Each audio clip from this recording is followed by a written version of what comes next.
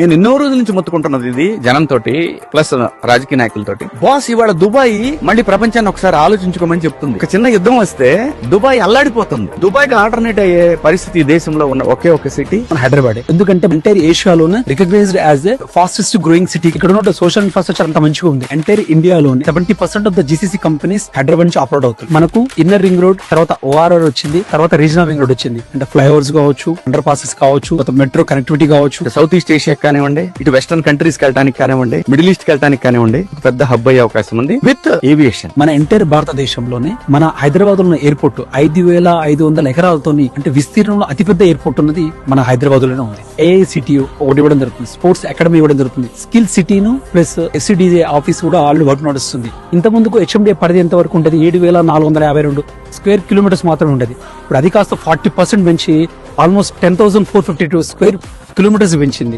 ప్రస్తుతానికి ఈ రోజు హైదరాబాద్ 1,50,00,000 జనాభా ఉంది. ఆ జనాభా కాస్త 2047 వరకు 2 కోట్లకు చేరుకుంటే ప్రపంచంలోనే న్యూయార్క్ సిటీ తర్వాత హైయెస్ట్ పాపులేటెడ్ ఉన్న సిటీ ఏదైనా ఉందంటే మన హైదరాబాద్.